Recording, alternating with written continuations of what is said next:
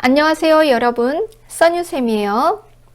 일상생활 및 개인활동 지원 문제풀이 네 번째 시간입니다. 65번 다음 중 대상자 의류를 세탁하는 방법으로 옳은 것은 2번이죠.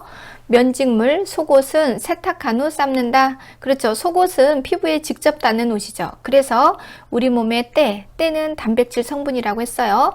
때를 녹이는 방법은 극단적인 알칼리, 극단적인 산성, 그 다음에 또 끓이는 거죠. 끓여서 단백질을 깨끗하게 분해하는 거예요. 그래서 이번에 면직물, 속옷은 세탁한 후 삶는다. 66번 다음 중 아래의 세탁 표시에 따른 세탁 방법의 설명으로 옳은 것은 30도 중성이죠. 5번에 물의 온도는 30도 중성 세제를 사용하여 세탁 또는 손세탁이 가능하다는 표시입니다. 67번 다음 중 세탁 및 건조 표시에 따른 설명으로 옳은 것은 손세탁, 세탁 가능하며 삶을 수 있다는 표시지요. 1번이에요. 2번은 물세탁이 가능하다는 뜻이고요. 3번은 드라이클닝이 불가하다. 4번은 산속의 표백제로 표백해야 된다. 그 다음에 5번은 그늘에서 뉘어서 건조시킨다라는 그림이죠. 68번에 다음 중 세탁물을 삶을 경우 뚜껑을 덮고 삶아야 되는 이유는 옷감이 상하지 않도록 뚜껑을 덮어서 삶습니다.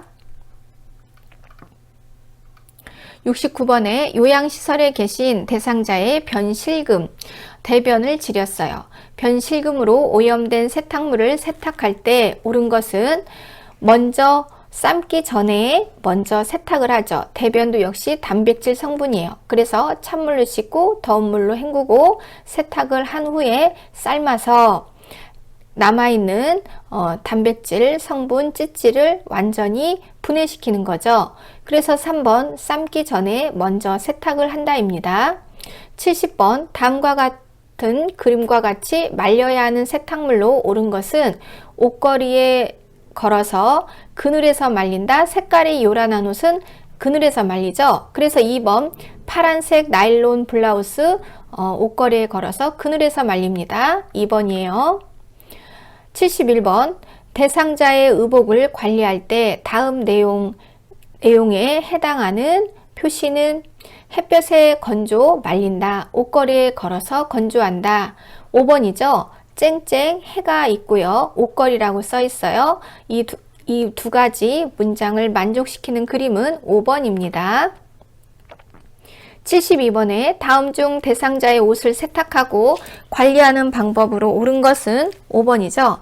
사용 빈도가 적은 의복은 수납해 두는 것이 좋다. 넣어놓는 게 좋죠. 밖에 내놓으면 눅눅해지니까. 73번에 다음 중 세탁 후 의류 보관 방법에 대한 설명으로 옳은 것은 2번이죠.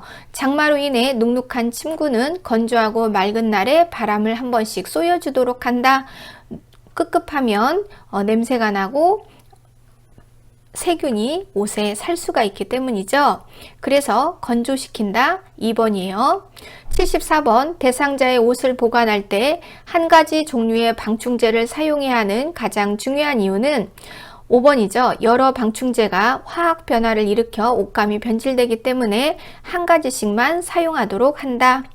75번 제가 대상자와 함께 병원을 갈 때 지켜야 할 기본 원칙으로 옳은 것은 그렇죠. 5번이에요. 대상자의 건강 및 복약 상태에 관하여 보호자에게 미리 확인한다.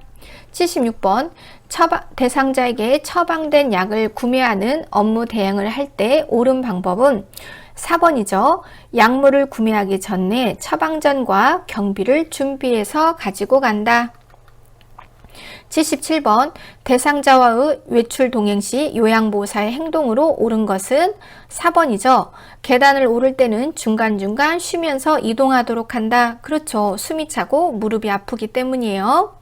78번에 혼자 사는 제가 대상자에게 일상 업무를 지원하는 방법으로 옳은 것은 일상 업무 심부름이죠. 4번이에요. 은행에 가서 대상자의 공과금을 납부해준다. 심부름이죠. 하지만 나는 은행에 갔지만 내 볼 일은 보시면 안 됩니다. 79번에 제가 노인에게 제공되는 서비스 중 일상 업무 대행에 해당하는 것은 약국에서 약 타오는 거 일상 업무 대행에 들어가죠. 그래서 심부름에 들어갑니다. 심부름에 들어가는 것은 물품 구매, 약타기, 은행 관공서를 대신해서 가는 것을 말합니다. 이런 일을 주로 해주는 곳을 심부름 센터라고 부르죠.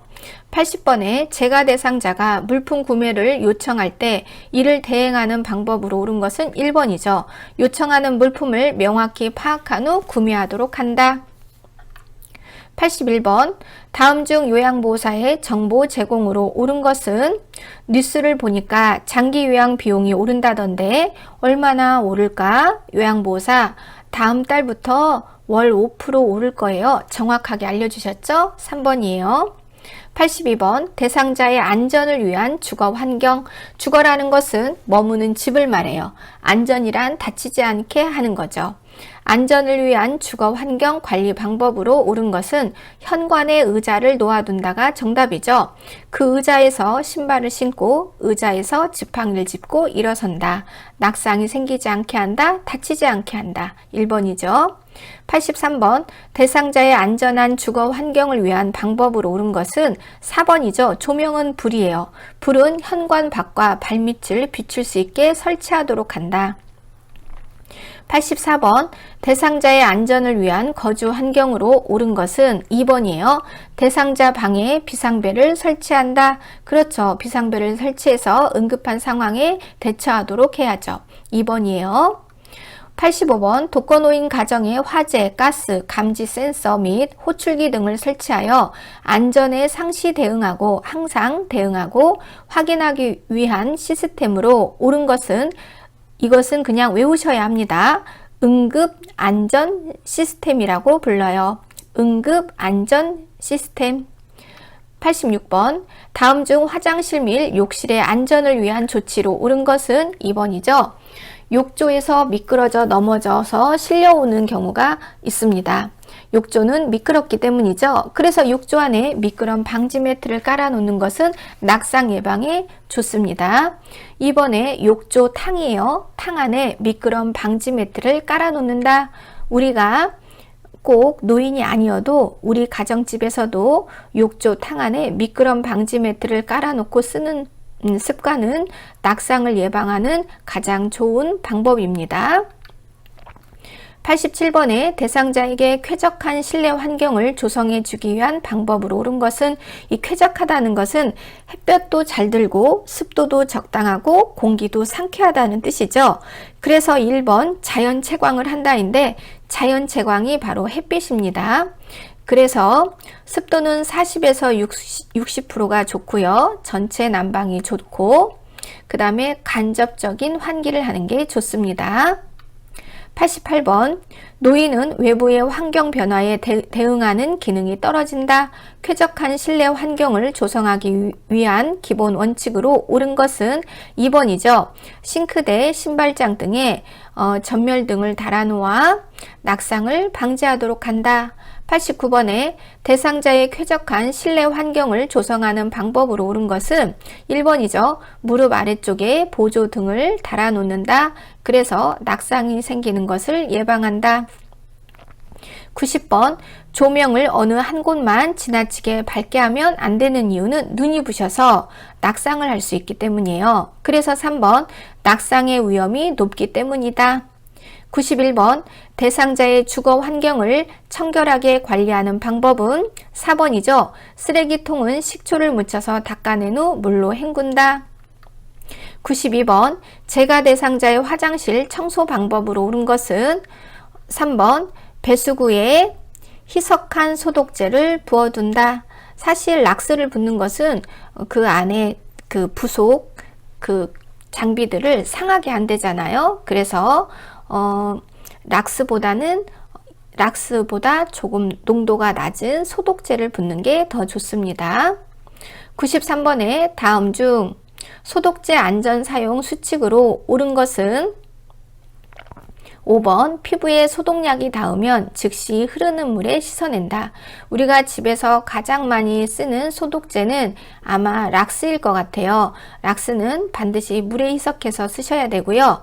피부에 닿았을 때는 바로 씻어내도록 한다. 그리고 밀폐된 공간에서 락스를 쓰시면은 냄새로 인해서 쓰러질 수도 있습니다. 가능한 락스보다는 약국에서 파는 알코올 소독제를 쓰시면 더 좋겠습니다. 94번에 쓰레기통 냄새를 제거하고 벌레가 생기지 않도록 하는 방법으로 옳은 것은 5번이죠. 쓰레기통에 알코올을 분무기에 담아서 뿌려주도록 한다.